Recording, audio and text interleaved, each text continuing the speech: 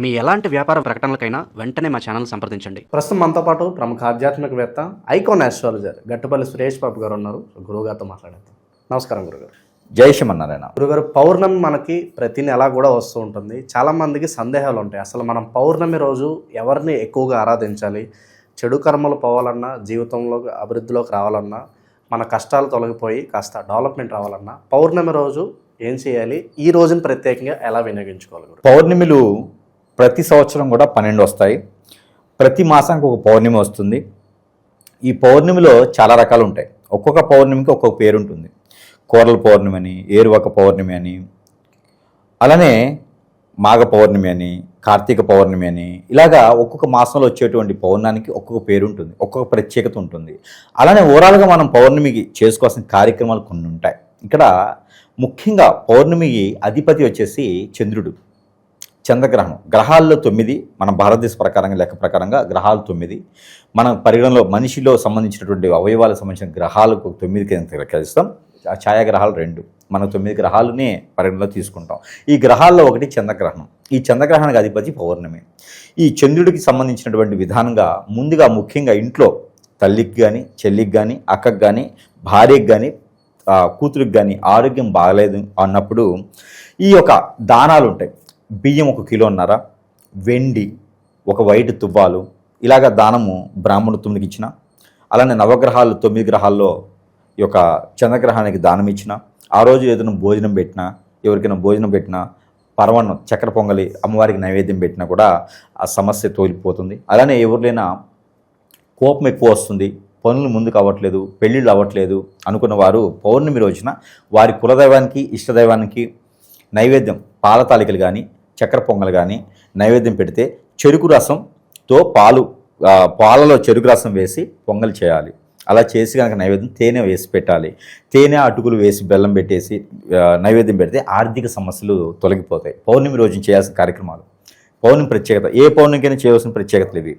అలానే అటుకులు పాలు దాంట్లో తేనె వేసి కనుక విష్ణుమూర్తికి కనుక వైష్ణవు అవతారాలు ఏది ఉన్నా రాముల వారు కావచ్చు, కృష్ణుడు కావచ్చు, వెంకటేశ్వర స్వామి కావచ్చు, ఇస్కాన్ టెంపుల్లో కానీ ఈ నైవేద్యం పెట్టడం ద్వారా ఆర్థికపరమైన ఇబ్బందులు, ఆరోగ్యపరమైన ఇబ్బందులు తొలగిపోతాయి. పెళ్ళి అవ్వట్లేదు అనుకుంటే పౌర్ణమి రోజున సుబ్రహ్మణ్య స్వామి గారికి లేదా శివాలయంలో పంచామృత అభిషేకం చేయించడం ద్వారా పెళ్ళి ముందుకు వెళ్తూ ఉంటుంది. కాలసర్పదోషం, నాగదోషం ఉంటే కూడా ప్రతిమలు దొరుకుతాయి. మనకి పాము పడిగలు ఉన్నటువంటి వెండి పంచలోక పరిమితులు అవుతాయి. పౌర్ణమి రోజున పూజించేసి, రాహుకేతు పూజ చేసి పౌర్ణమి రోజున అవి అక్కడ ఉండిలో వేయడం ద్వారా వారికి ఉన్నటువంటి కాలసర్పదోషం, నాగదోషం, కుజదోషాలు లాంటివి తొలగిపోతూ ఉంటాయి. పౌర్ణమి రోజు ప్రత్యేకతలు చూడండి ఎన్నో ఉన్నాయో. అలానే పౌర్ణమి రోజున పెళ్ళి అయిన వారు పిల్లలు పుట్టట్లేదు అనుకున్న వారు ఎవరైనా ఉంటే ఆ పౌర్ణమికి ఉదయించేటువంటి చంద్రకిరణాలు పడేలాగా పాలు, కుంకుమ పువ్వు, తేనె ఈ 3 కూడా కలగలిపి ఉదయించే చంద్రకిరణాలకి చూపించాలి. గాజు గ్లాసు, వెండి గ్లాస్ అయ్యి ఉండాలి, ఇనుము వాడకూడదు.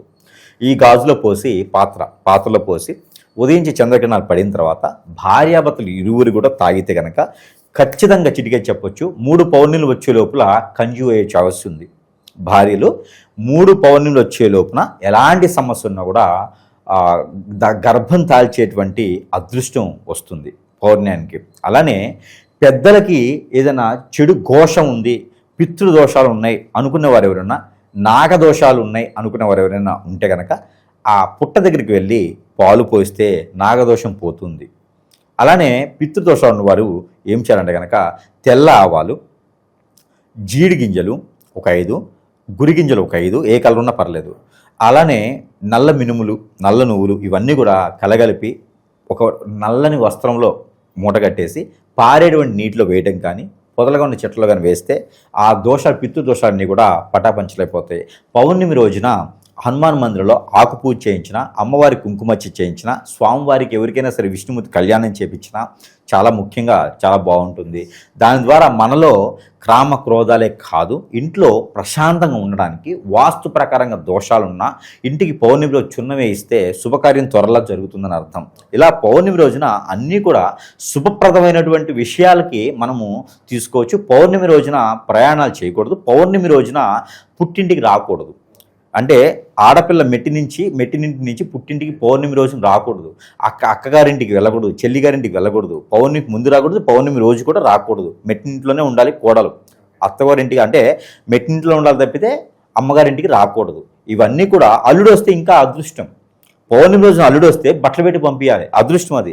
కానీ అలాంటి చంద్రుడితో స్ఫూర్తికి చెందినటువంటి ఆ పౌర్ణమి రోజున మరొకటి పౌర్ణమి రోజు చెడు కూడా ఉంది. ఏంటంటే పౌర్ణమి రోజు చంద్రగ్రహణం అని పడుతుంది.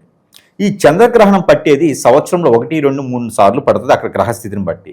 ఆ చంద్రగ్రహణం పట్టిన రోజు గర్భిణీ స్త్రీలు కానీ, గర్భిణీతో ఉన్నవారు, ముసలివారు, పెద్దవారు, ఆరోగ్యం బాలేని వారు, చంటి పిల్లలు బయటికి వచ్చి చూసేటువంటి పద్ధతి అయితే ఉండకూడదు. అది మన భారతదేశ సాంప్రదాయం. కొన్ని రకాల కథలు ఉంటాయి. ఆ కథలన్నీ వివరించేటువంటి సమయం ఇప్పుడు కాదు, మరొక మారు మనం చూసుకోవచ్చు. గర్భిణీ స్త్రీ అది పౌర్ణమి రోజు గ్రహణం పట్టిన రోజు అయితే కనుక ఆ సమయాన్ని బట్టి ఉంటుంది కాబట్టి పొట్టు విడుపులు ఉంటాయి. అప్పుడు వరకు వీరు బయటికి రాకుండా ఆహారం భుజించకుండా ఉంటే చాలా మంచి జరుగుతుంది. అంగవైకల్యంతో పుట్టేటువంటి పిల్లలు లేకుండా ఉంటారు కాబట్టి ఆ విధంగా చేసుకోవాలి. ఇక పౌర్ణమి ప్రత్యేకతను మనం చూసుకున్నట్టయితే కనుక ఇంకా చాలా రకాలు ఉన్నాయి. కొన్ని అయితే ఇంకొకటి లక్ష్మీ కటాక్షం కావాలనుకున్న వారికి పౌర్ణమి రోజున విగ్రహాలు కానీ ఆ లక్ష్మీదేవి రూపుతో ఉన్నటువంటి ఫొటోస్ కానీ కొనుక్కొని లక్ష్మీ పూజ చేసుకోవాలి. లక్ష్మీ గవ్వలు సాలగ్రామములు కలిపేసి హతాజోడి అని ఉంటుంది, అందరూ తెలిసే ఉంటుంది. మనలాంటి వాళ్ళ దగ్గర అయితే హతాజోడి దొరుకుతుంది. హతాజోడి అని ఉంటుంది. హతాజోడి తెచ్చుకొని పూజ మందిరంలో పెట్టుకొని కనుక పూజించుకోవాలి. 2 పసుపు కొమ్మలు, 2 జాజికాయలు, 2 ఒక్కలు తాంబూలంతో సమర్పించుకొని అక్కడ పూజా మందిరంలో పెట్టుకొని పూజించుకోవాలి. అలానే దాంతోపాటు జవ్వి ఆకు, జుమ్మి ఆకు, అలానే మనకి చింతాకు, మునగాకు ఇవి కూడా తెచ్చుకొని పూజించుకోవాలి. ఇవన్నీ కూడా మార్వాడి చేస్తూ ఉంటారు, అన్ని రకాలు చేస్తారు. ప్రతి పౌర్ణమి చేసుకోవచ్చు. ఏదైనా ప్రాసిద్ధి చెందినటువంటి పౌర్ణమి అంటే కనుక అక్కడ చేసుకోవచ్చు. ఇకపోతే కార్తీక పౌర్ణమి అని ఒకటి ఉంటుంది. ఇక్కడ కార్తీక పౌర్ణమికి వచ్చి ప్రత్యేకతంగా ఏంటంటే ఒక్కొక్క పౌర్ణమి ఏరువాక పౌర్ణమి అంటే పంటలు పండించుకోవడానికి అరకలు దుంతూ ఉంటారు.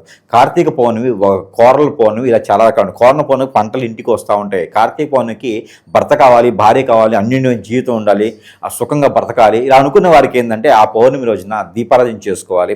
పారేటువంటి నీటిలో తాటి మట్టల్లోనూ అరటి మట్టల్లోనూ దీపారాధన వదులుకుంటూ ఉండాలి. ఇలా ఇది కార్తీక పౌర్ణమి. ఒక్కొక్క దానికి ఒక ప్రత్యేకత ఉంది కాబట్టి ప్రతి పౌర్ణమి చేసుకోవాల్సిన ప్రత్యేకత అయితే కనుక ఈ యొక్క చేసుకునే దానాలు కావచ్చు. పౌర్ణమి మన మైండ్ సెట్లో కానీ ఆలోచన విధానం కానీ చంద్రుడు బలంగా ఉంటే ఆలోచింపజేసే విధానం ఎక్కువ ఉంటుంది. కోపం ఎక్కువ వస్తుంది అంటే కనుక ఖచ్చితంగా చంద్రుడికి సంబంధించిన దానం చేయండి అంటారు. అది ఏంటంటే ఇంకా పౌర్ణానికి సంబంధించి కానీ చంద్రుడికి అధిపతి కాబట్టి చంద్రుడికి సంబంధించింది కనుక ముత్యము, ఉప్పాల్ స్టోన్ అంటారు, సబ్స్టిట్యూట్లో ఉప్పాలు అంటారు, లేదా జాతిరత్నాల్లో ముత్యం అంటారు. ఎవరైనా చంద్రుడు తక్కువ ఉన్నారు అంటే కనుక వారు ముత్యం స్టోన్ పెట్టుకోవాలి. ముత్యం స్టోన్ ఎక్కడ పెట్టుకోవాలంటే స్త్రీలు అయితే కనుక 2 నుంచి 2.5 క్యారెట్ పెట్టుకోవచ్చు, పురుషులు అయితే కనుక 2.5 నుంచి 3.5 క్యారెట్ వరకు పెట్టుకోవచ్చు. ఇది వచ్చి చూపుడు వెలికని పెట్టుకోవచ్చు, ఉంగర వెలికని పెట్టుకోవచ్చు, వెండిలోనే పెట్టుకోవాలి. అలానే కుడి చేతి పెట్టుకోవాలి. చంద్రుడు సంబంధించిన వైట్ కలరు.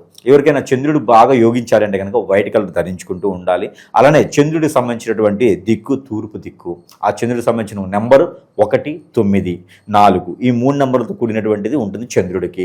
ఈ చంద్రుడికి సంబంధించిన వారం సోమవారం కాబట్టి చంద్రుడికి సంబంధించింది పౌర్ణమికి సంబంధించిన చంద్రుడు కాబట్టి సోమవారం చంద్రుడు పౌర్ణమి ఉందంటే కనుక ఆ రోజు అదృష్టం చెప్పొచ్చు. గురు పౌర్ణమి ఉంటుంది. ఇలాగ 12 మాసాలకి సంబంధించిన పౌర్ణాలు చాలా ఉంటాయి. కానీ ప్రతి మాసంలో కూడా వచ్చేటువంటి పౌర్ణానికి ఇలాంటివి చేసుకుంటే కనుక వారు జీవితంలో ఎదిగేదానికి ప్రశాంతమైన వాతావరణం, ఉమ్మడి కుటుంబం ఉండేదానికైతే ఆస్కారం ఉంటుంది. ఇది పౌర్ణమి యొక్క ప్రత్యేకత.